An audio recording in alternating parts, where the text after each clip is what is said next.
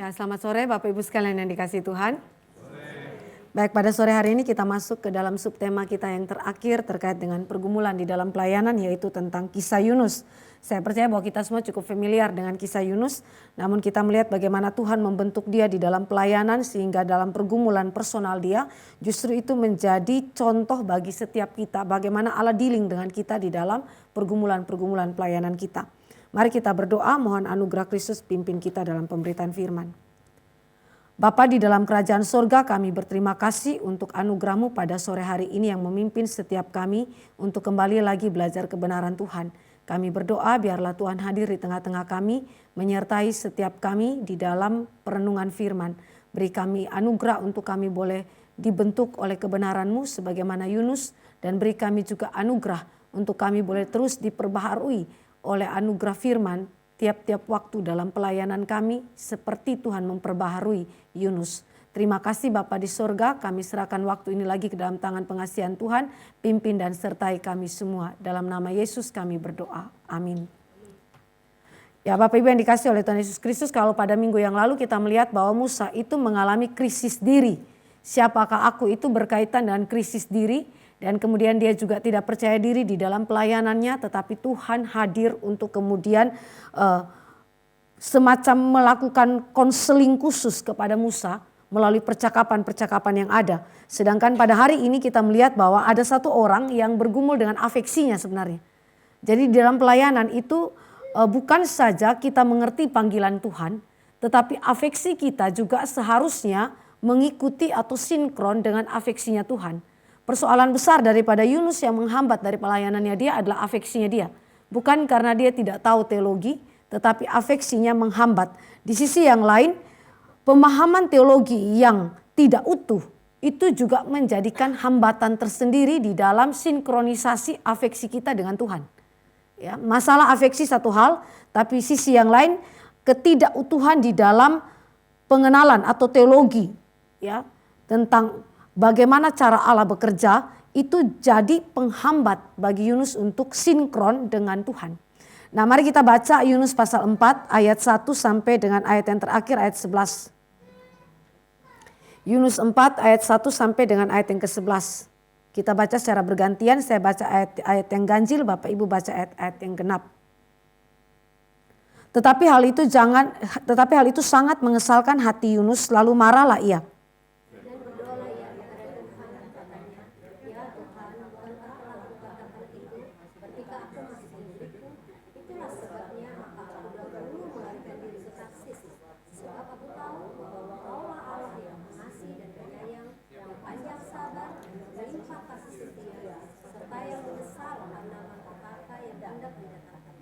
Jadi sekarang ya Tuhan, cabutlah kiranya nyawaku, karena lebih baik aku mati daripada hidup. Yunus telah keluar meninggalkan kota itu dan tinggal di sebelah timurnya. Ia mendirikan di situ sebuah pondok dan ia duduk di bawah naungannya menantikan apa yang akan terjadi atas kota itu.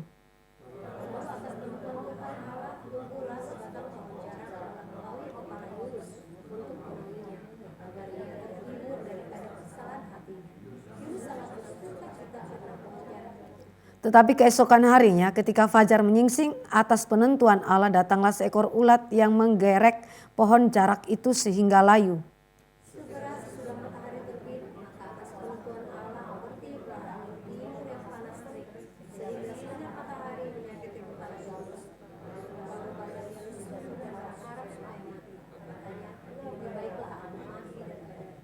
Tetapi berfirmanlah Allah kepada Yunus, layakkah engkau marah karena pohon jarak itu? Jawabnya, selayaknya lah aku marah sampai mati.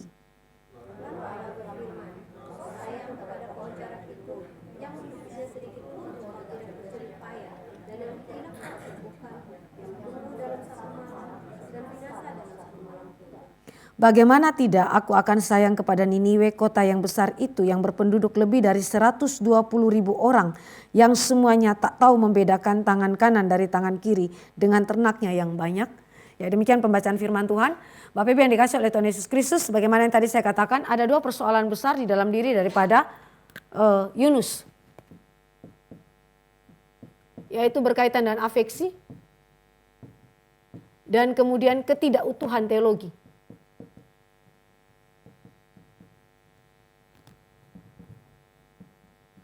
Ini menjadi penghambat besar di dalam pelayanan.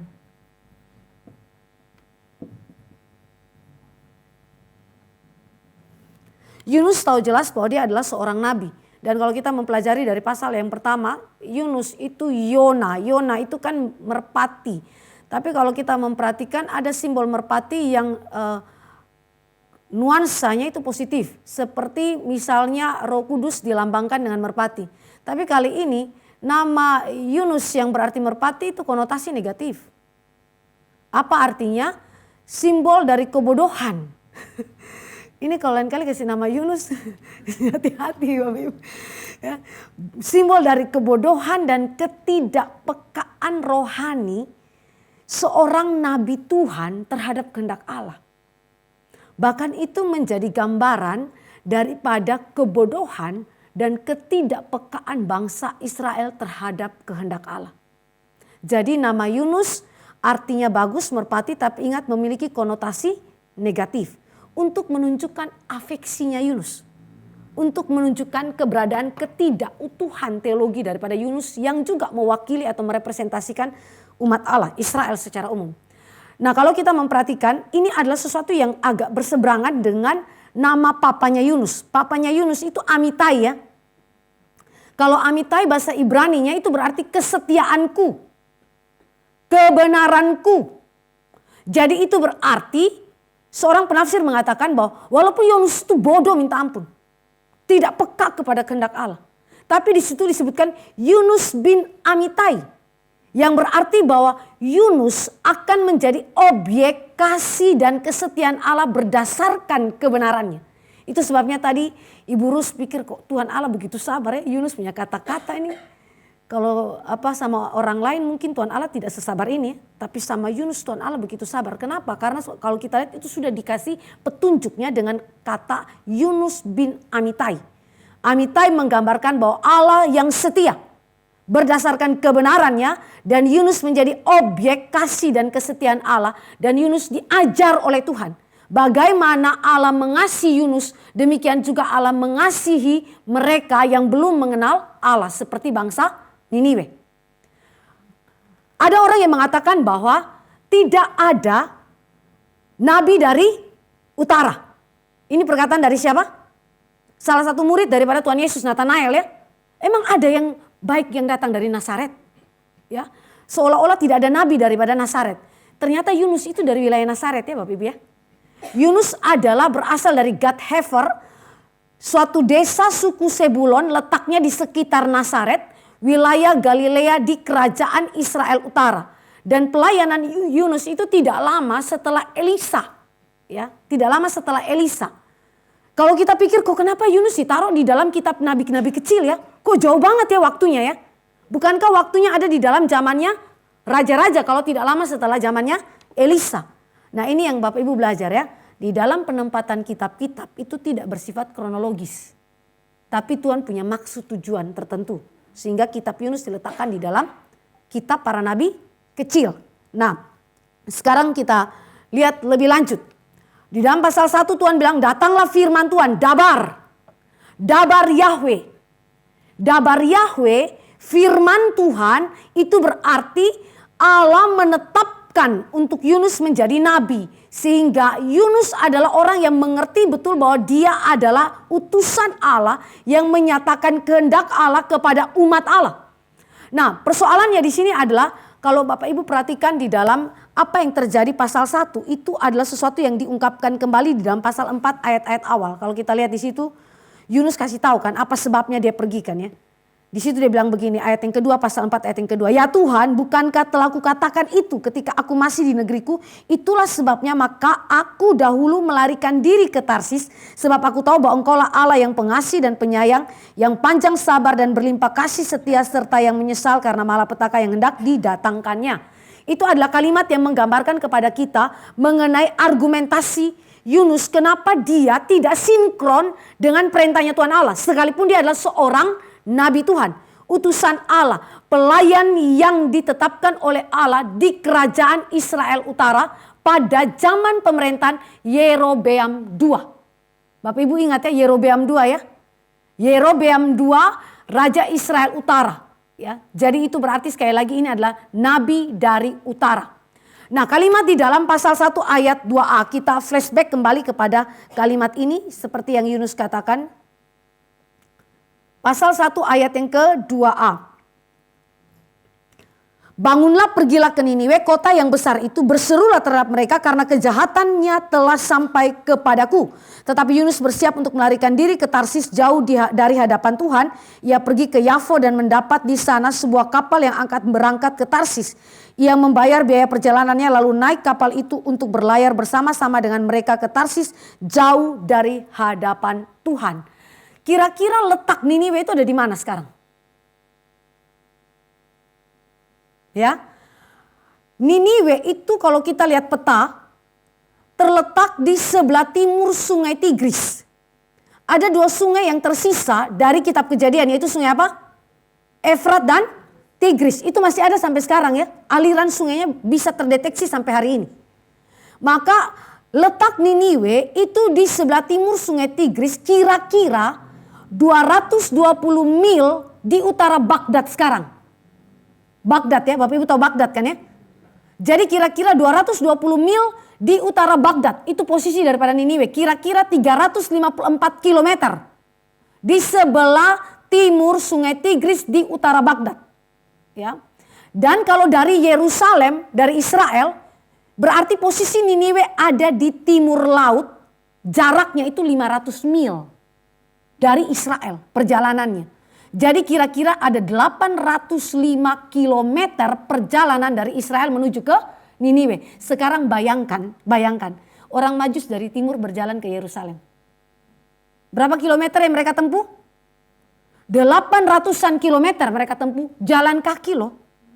Walaupun mereka punya alat onta ya. Tapi bayangkan mereka harus menempuh berapa ratus kilometer untuk pergi menyembah raja orang Yahudi.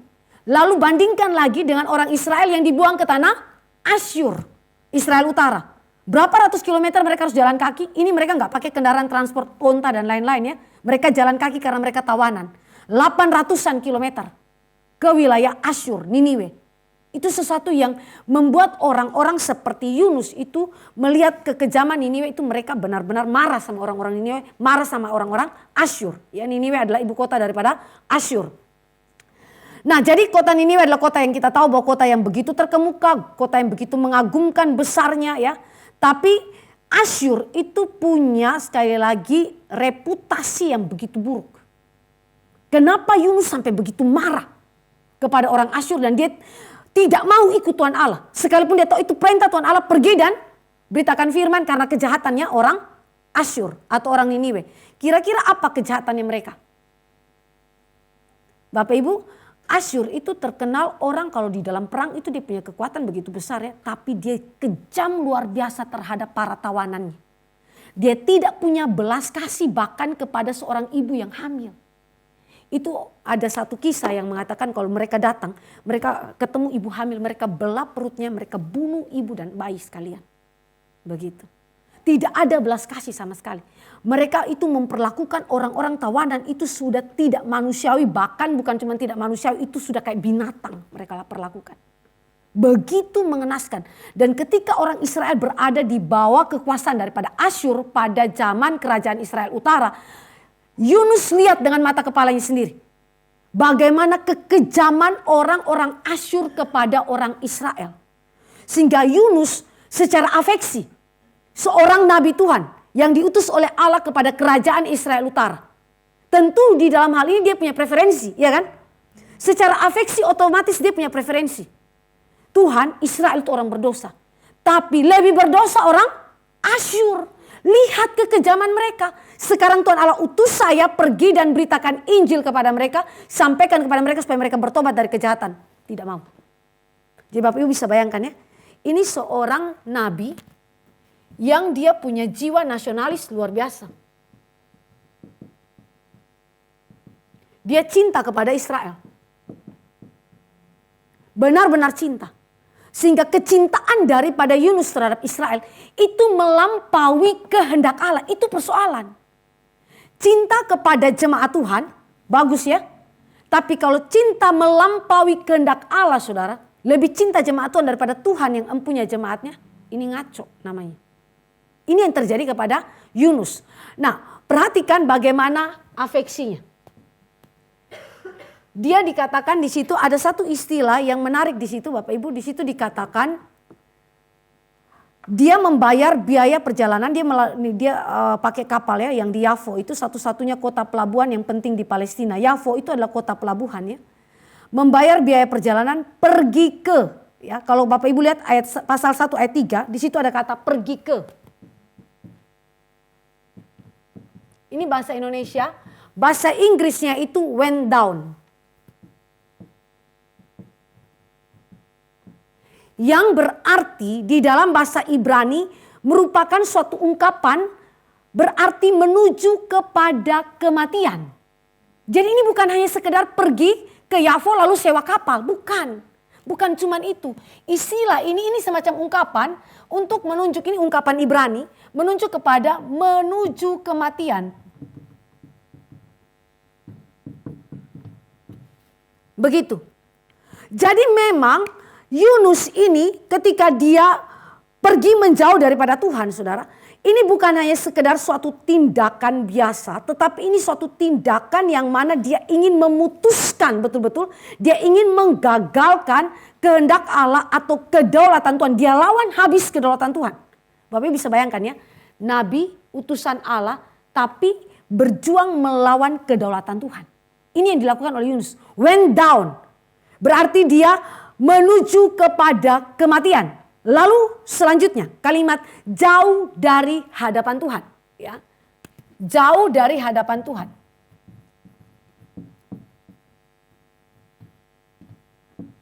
Seorang penafsir mengatakan bahwa jauh dari hadapan Tuhan itu berarti setiap langkah ketika kita pergi dari Tuhan, setiap langkah jauh dari hadapan Tuhan itu berarti selangkah menuju kepada kematian. Jadi arahnya ke sini. Semua apa yang Yunus lakukan itu arahnya kepada kematian. Bapak Ibu, apa yang saya mau katakan di sini? Seorang nabi bukan saja lawan kedaulatan Tuhan, tetapi bahkan dia rela untuk mengalami kematian demi supaya Tuhan punya kehendak tidak terjadi. Bapak Ibu bisa lihat afeksinya Yunus ya. Kenapa dia ulang lagi di dalam pasal 4 ayat yang kedua. Itu sebabnya Tuhan. Kenapa saya mau pergi jauh daripada Tuhan. Kenapa saya mau mati.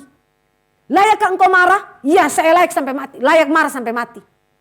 Itu kata-kata adalah kata-kata kesimpulan dari peristiwa yang terjadi dalam pasal 1.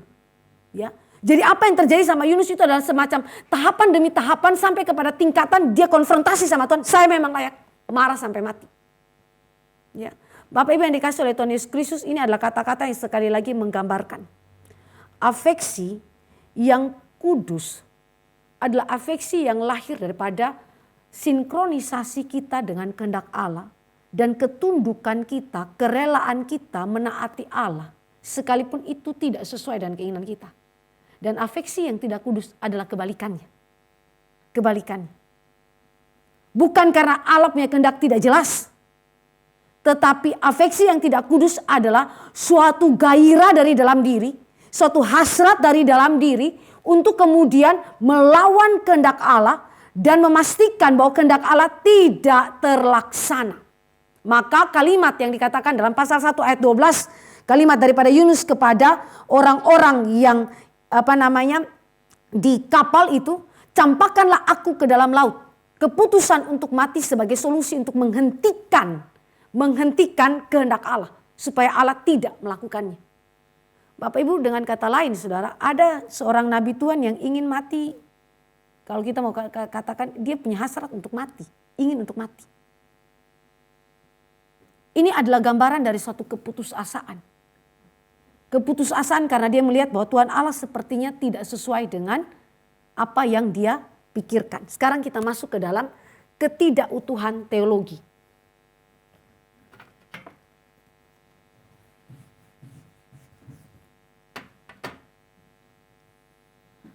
Di dalam konsep pikir daripada Yunus, kalau Bapak Ibu pikir di dalam klaimnya dia tentang dia sebagai nabi dan seterusnya. Teologi Yunus ini adalah teologi yang tidak utuh karena membatasi penerapan keselamatan Allah kepada bangsa-bangsa yang bukan Israel. Saya ulangi ya, teologi Yunus adalah teologi yang membatasi Allah dalam penerapan keselamatan kepada bangsa-bangsa non-Israel. Jadi dia bukan hanya sekedar lawan kehendak Allah, tapi posisi dia seperti apa? Menjadi Allah, tanda petik. Ya, tanda petik, seperti menjadi Allah. Dia yang atur Tuhan Allah. Tuhan Allah harus selamatkan siapa dan tidak boleh selamatkan siapa. Begitu ya. Jadi di sini posisi daripada Yunus, afeksinya Yunus ini dosa besar ya. Dosa besar karena satu, lawan versus kehendak Allah. Tapi juga memposisikan diri sebagai Allah, tanda petik. Ini afeksi berdosa. Kondisinya ini terjadi oleh karena ketidakutuhan daripada teologi. Teologinya dia adalah bangsa non-Israel itu adalah layak dimurkai Tuhan ya, layak tidak selamat ya. Ya berarti dapat murkanya Allah. Sedangkan bangsa Israel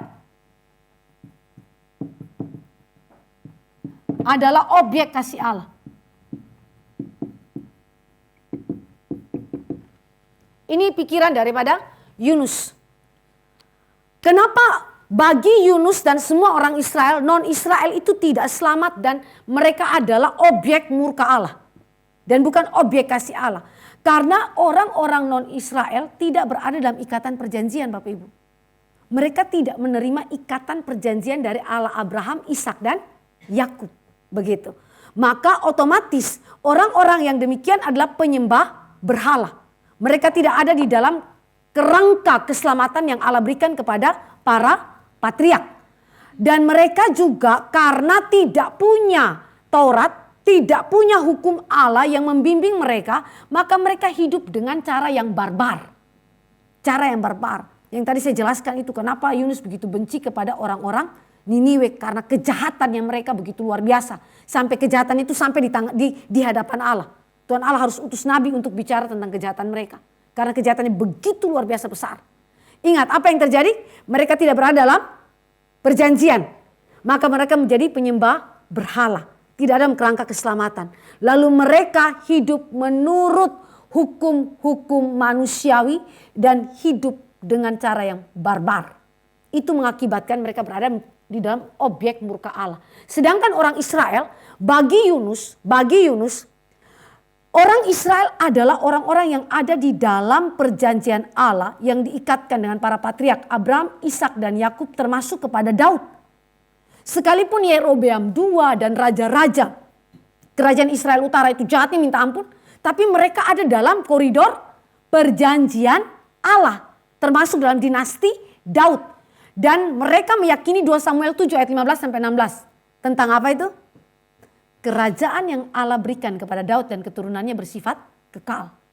Itu sebabnya Yunus yakin sekali bahwa Israel adalah objek kasih Allah.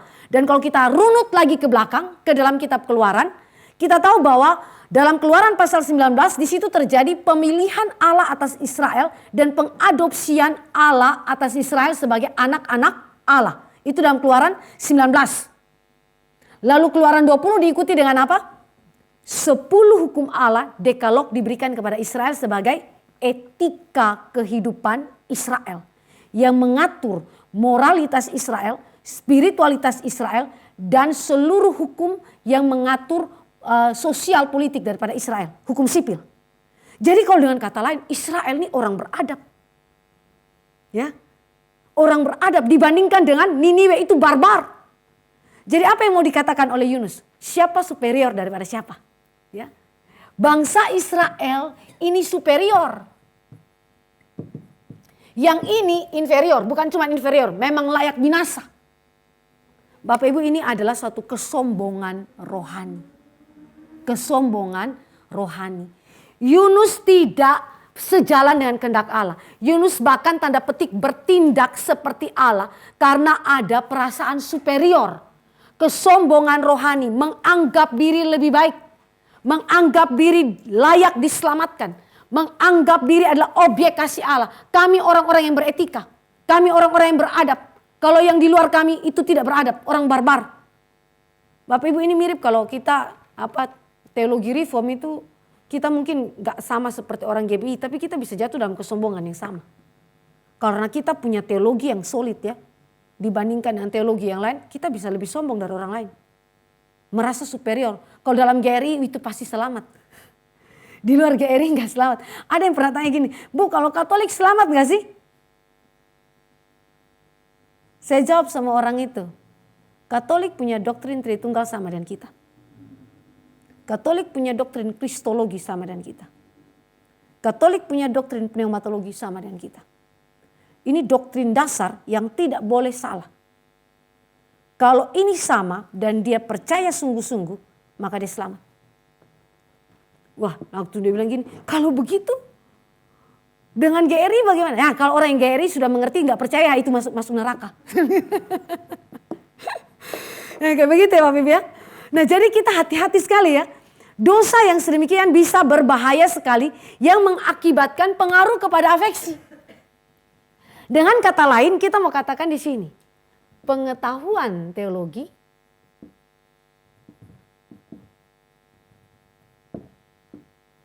yang didasarkan kepada iman sejati seharusnya menghasilkan afeksi yang benar. Ya. Harusnya ini adalah sinkron dengan kehendak Allah.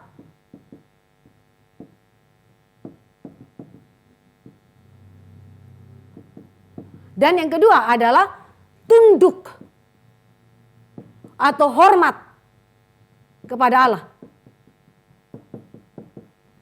Tidak meletakkan diri di atas Allah. Tidak menjadikan diri di atas Allah. Jadi seharusnya kita pakai istilah seharusnya karena memang ini tidak terjadi pada diri Yunus ya. Seharusnya ini yang terjadi. Maka dengan cara Allah mengutus Yunus ke Niniwe, Allah ajar poin ini untuk Yunus. Karena Yunus tidak punya aspek ini. Ya.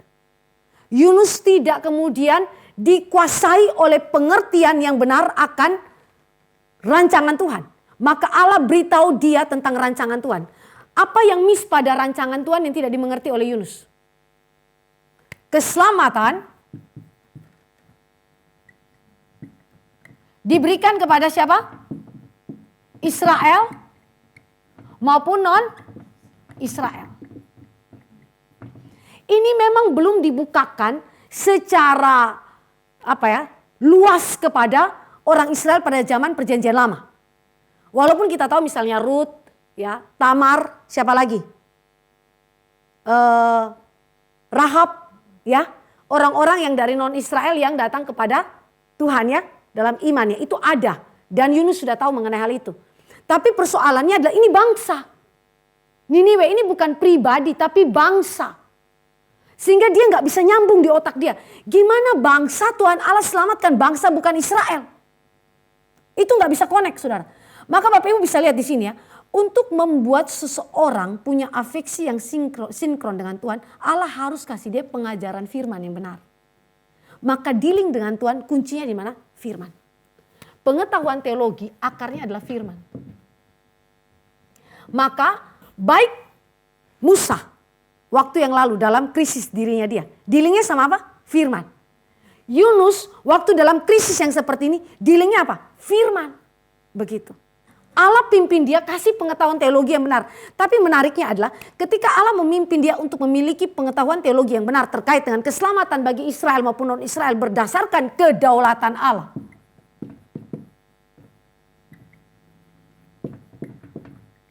Ya. Berdasarkan kedaulatan Allah, Allah pakai pengalaman. Ya.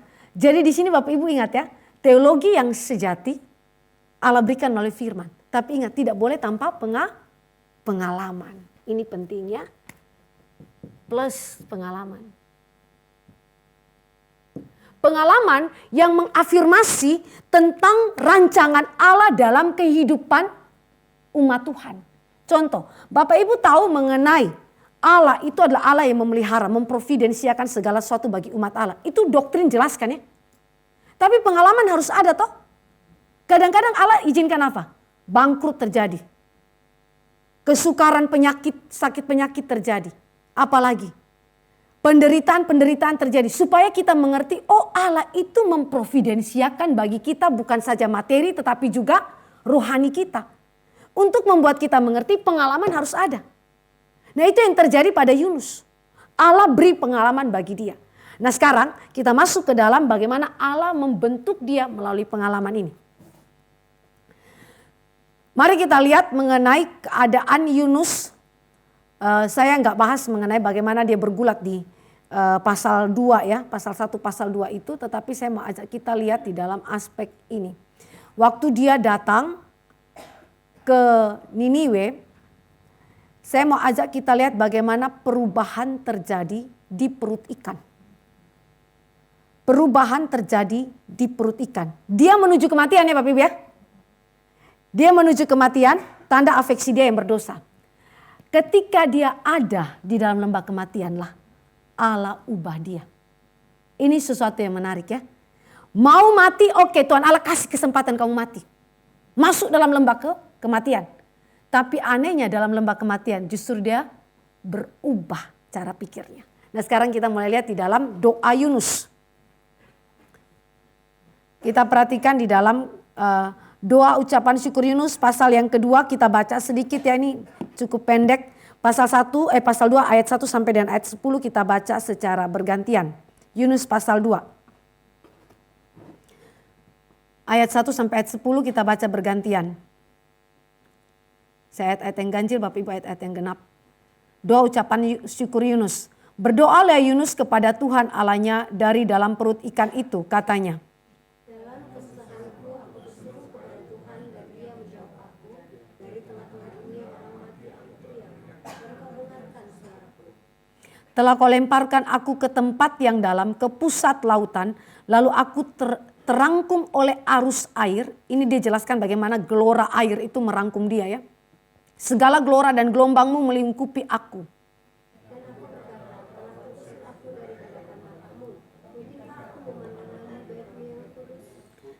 Segala air telah mengepung aku, mengancam nyawaku. Samudra raya merangkum aku, lumut lautan membelit kepalaku.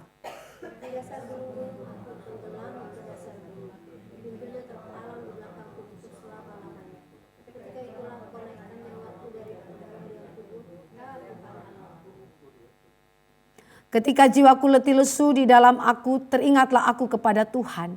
Dan sampailah doaku kepadamu ke dalam bait-Mu yang kudus. Mereka yang berpegang teguh pada berhala kesia-siaan, mereka yang meninggalkan Dia yang mengasihi mereka dengan setia. Tetapi aku dengan ucapan syukur akan kupersembahkan korban kepadamu. Apa yang kunasarkan akan kubayar. Keselamatan adalah dari Tuhan.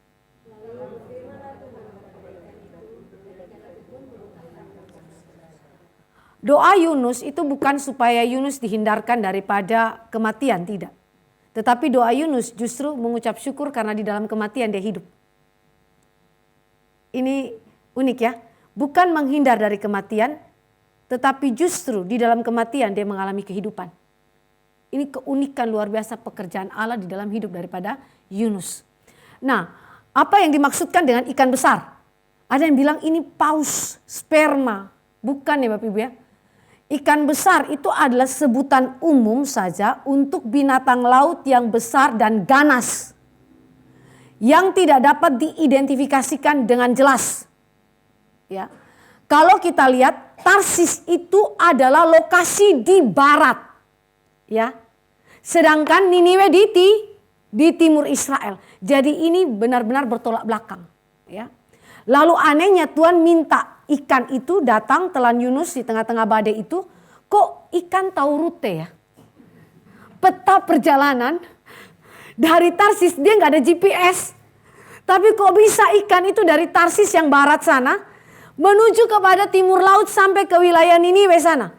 Lalu dia muntahkan persis di wilayah Niniwe.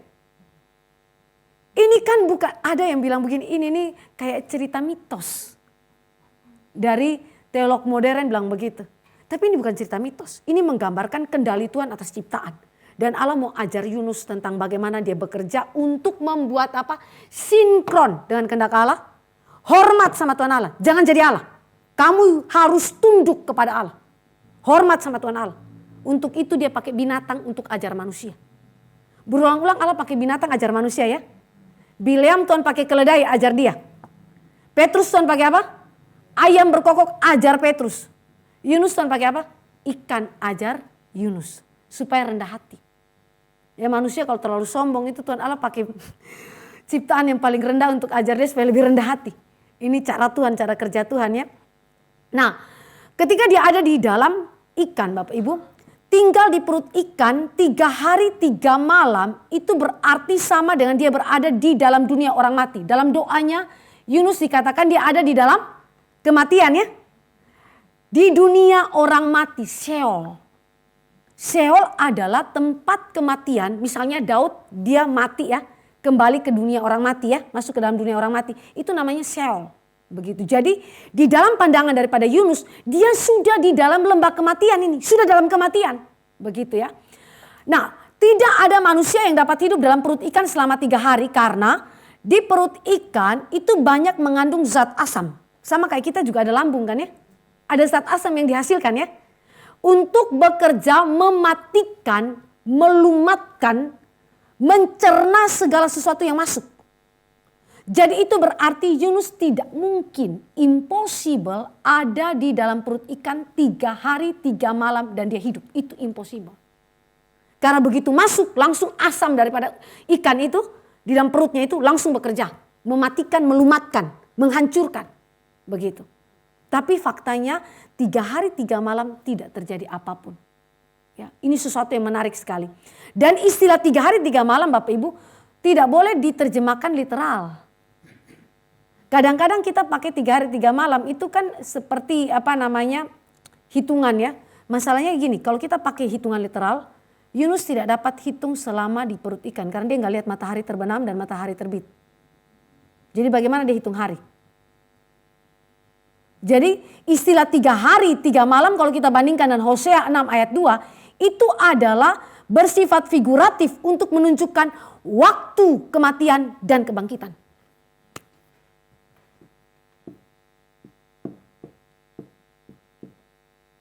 Ini mengacu kepada simbol. Ya. Waktu kematian dan kebangkitan. Sehingga sangat mungkin Yunus bisa saja lebih dari 3 hari 3 malam di perut ikan. Sangat mungkin demikian. Karena ini hanyalah suatu simbol saja. Ya, suatu simbol saja. Walaupun suatu simbol nanti ini akan dipakai kepada Kristus nantinya. Tapi yang saya mau katakan di sini adalah Bapak Ibu lihat ya, ini ya, menuju kematian ya. Pengen mati ya. Tuhan Allah benar-benar bawa lu kepada kematian. Mau mati? Oke, saya kasih kamu kematian. Ini nantangin Tuhan, Tuhan nantang balik. Mau cari hal sama Tuhan ya. Ini kalau Tuhan Allah didik orang tuh kayak begitu ya. Cari gara-gara sama Tuhan, Tuhan balikkan ke kamu. Benar-benar dihajar balik sama Tuhan. Mau mati, sekarang saya kasih kamu kepada kematian. Ya. Nah disinilah Bapak Ibu dan saya bisa melihat bahwa dealing dengan Allah. Pengalaman tentang keselamatan. Keselamatan. Yunus sadar kalau tadi dia berasa superior. Sekarang dia rendah hati, dia bilang apa? Aku orang berdosa. Kalau Bapak Ibu lihat di situ dia benar-benar dia bilang ini saya sudah nggak layak di hadapan Tuhan itu. Letih lesu di dalam aku. Ya. Menggambarkan bahwa dia sadar betul dia telah berdosa kepada Tuhan. Mengancam segala air telah mengepung aku, mengancam aku dan seterusnya ya. Ini bukan hanya sekedar doa ucapan syukur tetapi doa di mana Yunus mengakui dia telah berdosa di hadapan Tuhan. Dia telah berdosa di hadapan Tuhan. Sehingga superioritas daripada Yunus sekarang dibuat rendah hati di hadapan Tuhan. Dia mengakui dosanya dan dia mengatakan bahwa Tuhan adalah keselamatanku. Tuhan adalah keselamatan. Bapak Ibu yang dikasih oleh Tuhan Yesus Kristus tadi Bapak Ibu lihat di sini ya. Dia mau atur Tuhan selamatkan siapa ya?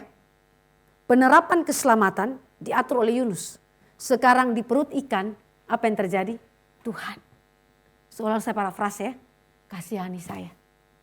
Saya orang berdosa, engkau adalah keselamatanku.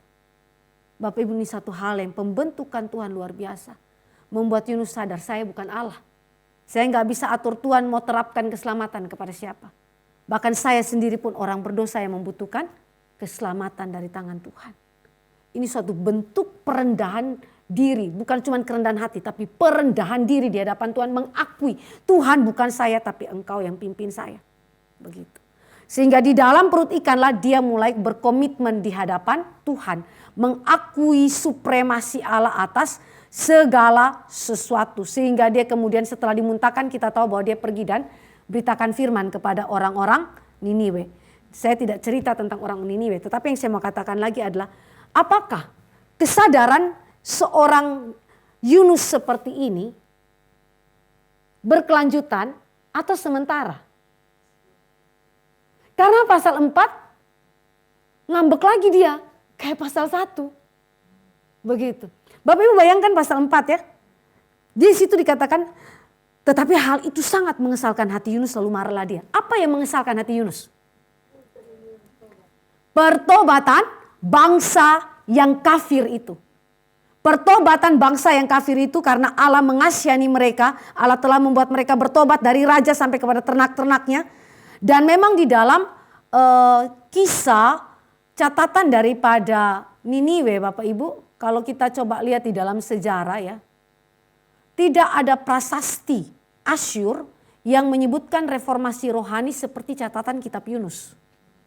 Sehingga pertanyaan daripada para teolog dan arkeolog adalah apakah benar catatan Yunus tentang reformasi itu?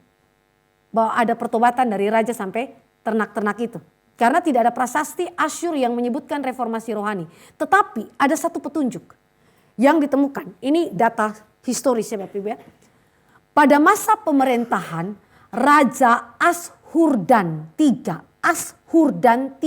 tahun 771 sampai 754 sebelum Masehi, yakni tepat di dalam masa pelayanan Yunus ke Niniwe, pernah terjadi suatu alih kepercayaan dari yang politeisme kepada monoteisme. Ada alih kepercayaan di sana. Pada masa pemerintahannya Ashurdan, ya ini namanya Ashurdan III. Ini Raja Asyur. Begitu. Tahun 771 sampai 754 sebelum Masehi. Kan hitung mundur ya kalau tahun sebelum Masehi ya. Nah jadi kalau kita lihat ini maka sangat mungkin itu adalah sesuatu yang dipengaruhi oleh khotbahnya Yunus. Nah sekarang Bapak Ibu dan saya memperhatikan di situ bagaimana Yunus kesal sekali dan marah sekali. Saya coba cari kata marah itu apa sebenarnya. Dalam bahasa Ibrani.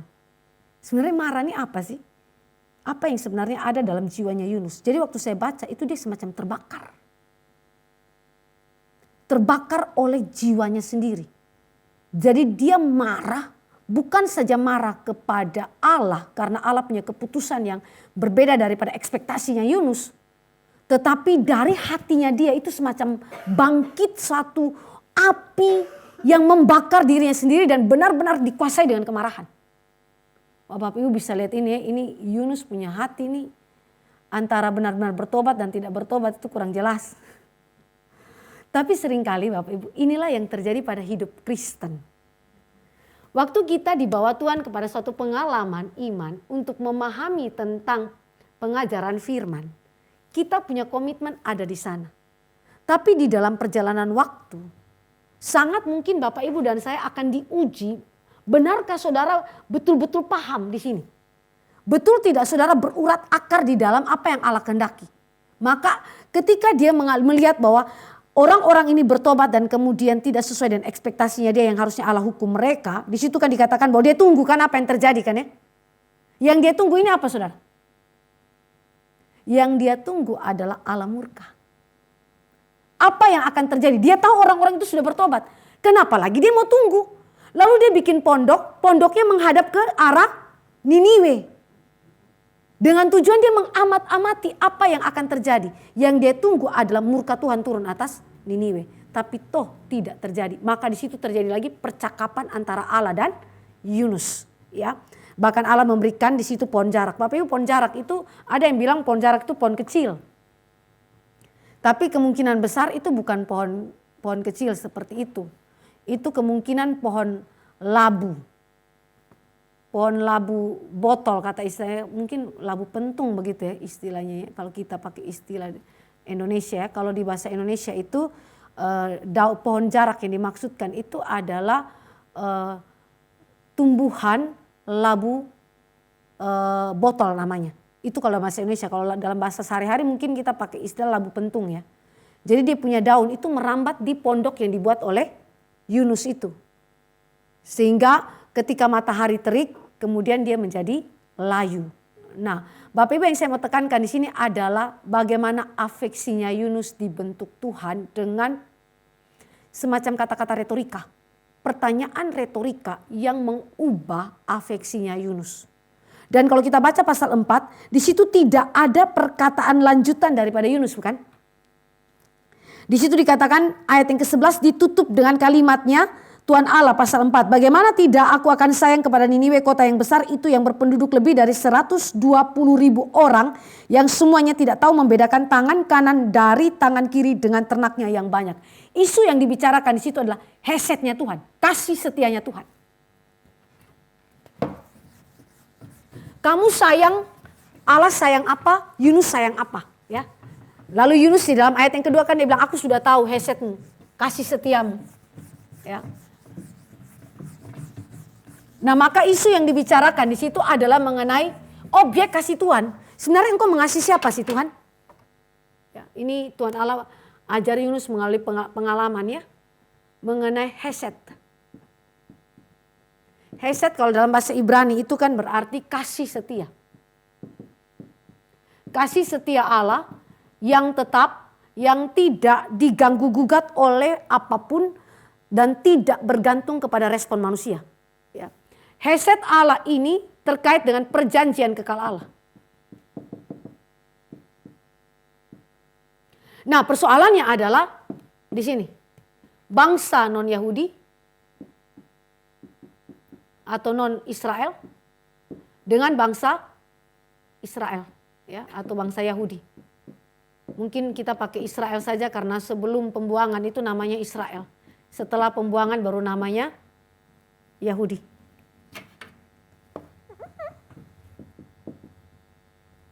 Ya. Oke ya. Di dalam ayat yang kedua kita baca sekali lagi pasal 4 ayat yang kedua.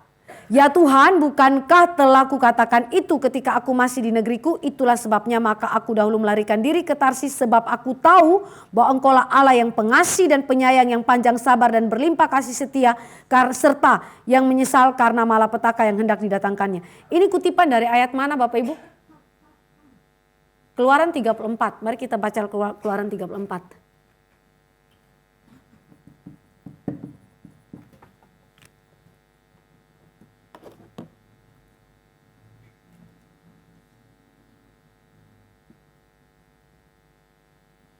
Kita lihat Keluaran 34 di dalam kalimat Tuhan Allah kepada Musa.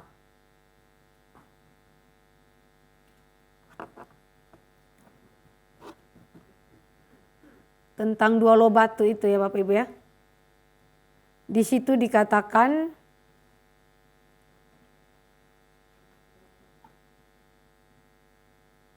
kasih setia di ayat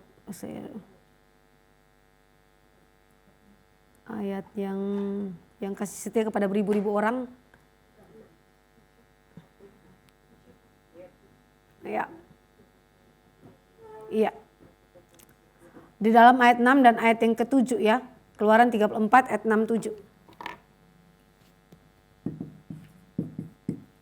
Di situ dikatakan berjalanlah Tuhan lewat dari depannya dan berseru, Tuhan, Tuhan Allah penyayang dan pengasih, panjang sabar, berlimpah kasihnya dan setianya, yang meneguhkan kasih setianya kepada beribu-ribu orang, yang mengampuni kesalahan, pelanggaran dan dosa, tetapi tidaklah sekali-kali membebaskan orang yang bersalah dari hukuman, yang membalaskan kesalahan bapa kepada anak-anaknya dan cucunya kepada keturunan yang ketiga dan keempat. yang Yunus kutip adalah di dalam ayat yang ke-6b dan 7a. Itu adalah parafrase daripada Yunus. Untuk menunjukkan bahwa pertanyaan besar bagi Yunus adalah tentang hesetnya Tuhan. Kenapa engkau berbelas kasih kepada Niniwe? Kenapa engkau mengampuni bangsa yang begitu bejat? Seringkali ketika kita berada dalam kepahitan atau disakiti dengan amat dalam, kecenderungan kita adalah menginginkan orang yang menyakiti kita itu untuk dihukum Tuhan. Itu adalah sesuatu yang tanda petik wajar secara manusiawi. Tetapi tidak wajar dalam kehendak Allah ketika Allah menghendaki manusia yang begitu bejat itu diampuni dan diselamatkan sedang kita tidak menginginkannya. Maka di sini Bapak Ibu dan saya lihat mengenai pertanyaan retorika.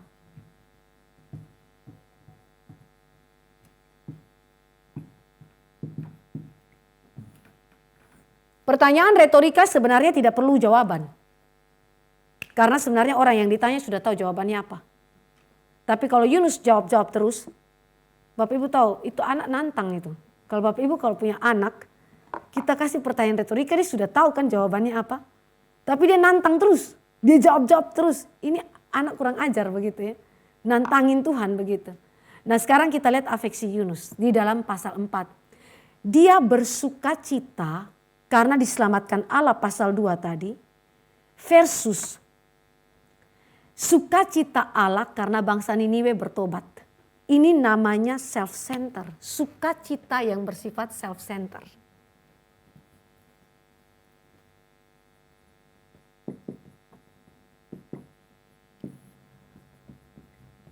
Sukacita yang berpusatkan pada diri diselamatkan. Tapi kemudian tidak sukacita untuk orang lain atau bangsa Niniwe bertobat.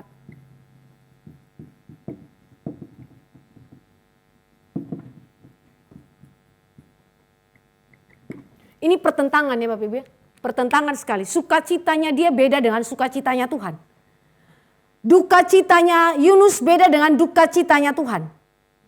Dia berduka cita karena pohon jarak itu. Layakkah engkau marah? Duka cita yang diletakkan kepada hal yang sementara dan bukan kehendak Tuhan. Tetapi dia tidak berduka atas kematian orang berdosa. Yang tidak tahu membedakan mana tangan kiri dan tangan kanan. Ya. Ini sukacitanya sudah salah ya. Sekarang ini duka citanya juga salah. Duka cita versus duka citanya Allah.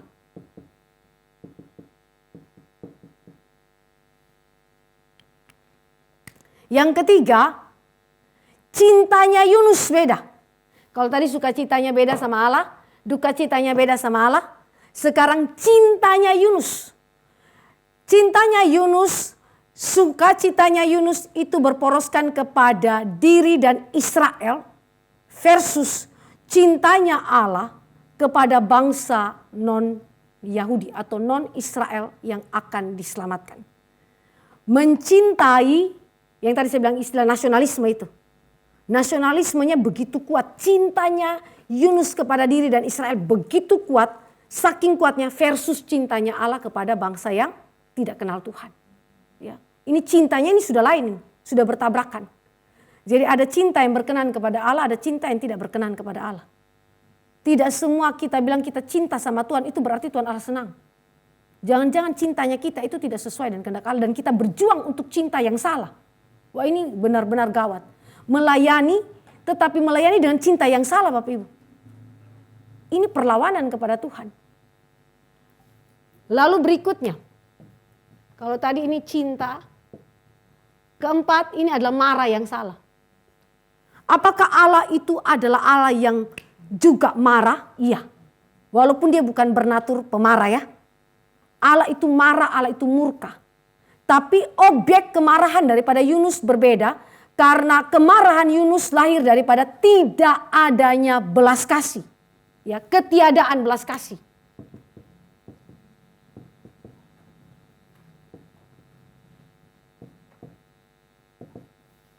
Sedangkan kalau Allah marah kepada dosa, kepada pelanggaran hukum Allah. yang menghina kekudusan Allah dan seterusnya. Nah, ketika Allah mengampuni, di situ ada belas kasih Allah yang dicurahkan kepada bangsa Niniwe sehingga mereka boleh bertobat. Nah, maka di sini Bapak Ibu dan saya lihat bahwa seluruh pelayanan kita, bahkan seorang nabi besar seperti Yunus, kalau self-center itu tidak berkenan kepada Tuhan. Mulai dari sukacita. Kita bersukacita misalnya kita punya jemaat jumlah banyak. Tapi coba periksa lagi, Tuhan saya punya sukacita benar gak sih? Bapak Ibu mungkin berdoa untuk satu hal tertentu dan Tuhan Allah beri dan saudara bersukacita. Cek lagi, Tuhan saya punya sukacita benar tidak sih? Duka cita yang kita punyai benar tidak? Contoh, ketika Harun dilarang sama Tuhan untuk menangisi anaknya, Nadab dan Abihu yang dibunuh mati sama Tuhan karena dosa. Tuhan bilang kamu jangan nangis. Orang Israel boleh nangis tapi kamu jangan nangis. Karena ketika dia menangis berarti dia pro kepada perbuatan dosa anaknya. Maka gak boleh sembarangan berduka cita. Cinta pun demikian, tadi saya sudah jelaskan. Marah pun demikian. Sehingga di sini saudara dan saya lihat bahwa Allah rubah ini semua melalui pertanyaan retorika. Maka sengaja kalimat terakhir itu dengan ditutup dengan pernyataan Allah. Atau pertanyaan retorika Allah yang bukan ditujukan hanya bagi Yunus. Tapi juga bagi kita. Apakah engkau seorang pelayan Tuhan? Melayani Tuhan sungguh-sungguh? Benarkah afeksi kita sesuai dengan kehendak Tuhan? Benarkah kita bersuka karena Tuhan bersuka juga? Kita berduka karena Tuhan berduka juga? Kita mencintai apa yang dicintai Tuhan juga? Kita marah kepada apa yang menjadi objek kemarahan Tuhan? Atau kita bertindak sebaliknya?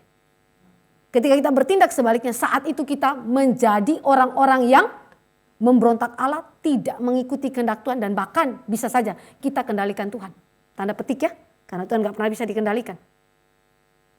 Nah, ini menjadi suatu koreksi bagi saudara dan saya ketika kita melayani Tuhan. Ada masa kita seperti Musa ya, krisis diri, Tuhan Allah kuatkan kita. Tapi ada masa kita terlalu sombong. Akhirnya Tuhan Allah pukul kita, hajar kita dengan beberapa pengalaman supaya kita berubah. Nah, kiranya firman Tuhan hari ini boleh menjadi berkat bagi kita dan memimpin kita melayani Tuhan dengan lebih baik lagi. Mari kita berdoa. Bapa kami dalam kerajaan surga, kami datang kepada Tuhan bersyukur karena Engkau adalah Tuhan kami yang memanggil kami melayani Tuhan. Bahkan Tuhan membentuk kami pribadi lepas pribadi sehingga kami boleh sinkron dengan Tuhan. Bahkan afeksi kami Tuhan tata sedemikian rupa sehingga seturut dengan kehendak Bapa ditundukkan di dalam penghormatan akan Allah kami. Kami berdoa ampuni kami jika kami telah terjebak kepada hal-hal yang seperti dialami oleh Yunus. Mungkin bentuknya berbeda daripada Yunus, tapi secara esensial bisa saja kami melakukan dosa yang seperti Yunus lakukan. Karena itu kami mohon Tuhan ampuni kami, kuduskan kami lagi dengan firman-Mu dan perbaharui jiwa kami sehingga kami memiliki afeksi yang sinkron dengan Tuhan dan ditundukkan oleh kebenaran Tuhan. Terpujilah nama-Mu Bapa, dalam nama Yesus Kristus Tuhan kami berdoa. Amin. Baik Bapak Ibu, apakah ada pertanyaan? Silakan kalau ada.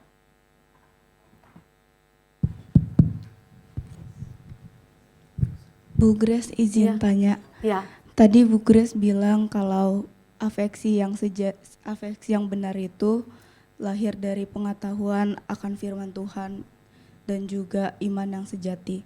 Apakah seorang hamba Tuhan seperti Yunus itu belum punya iman yang sejati, makanya Tuhan kasih pengalaman supaya dia punya iman yang sejati sama Tuhan yang memberikan keselamatan bukan cuma buat bangsa Israel? Oh ya, Yunus sudah punya iman yang sejati.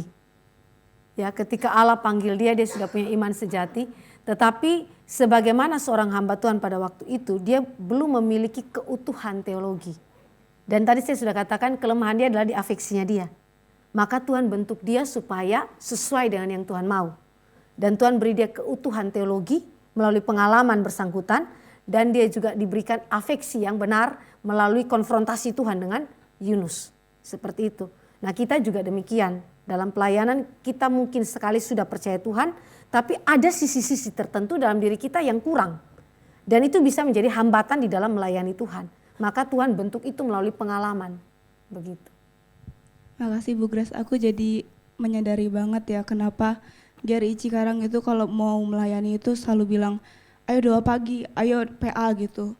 supaya teologis kita juga kayak dikuatkan gitu, dibenarkan. Kita benar nggak sih memandang Tuhan, menyinkronkan pelayanan kita tentang apa yang jadi kehendak Tuhan. Jadinya kayak jadi ada rasa syukur juga sih mendengarkan firman hari ini, kayak dikuatkan bahwa ya memang itu bukan cuman persyaratan yang gampangan gitu loh buat bisa pelayanan, tapi memang itu yang menumbuhkan iman kita dan juga menjadikan kita lebih dewasa lagi di dalam firman Tuhan. Ya. Ya, ada lagi Bapak Ibu? Ya, Opa Ali.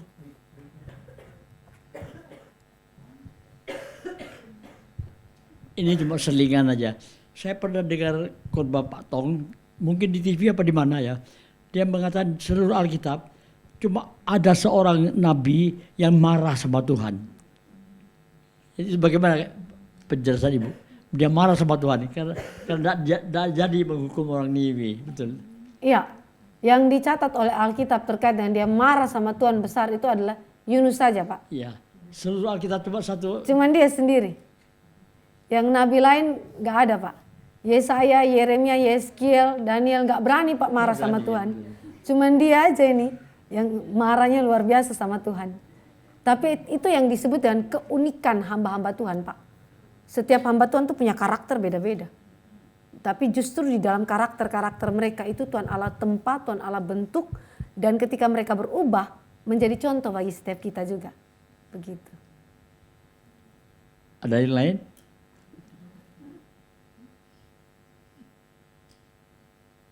Ada lagi Bapak Ibu? Ya.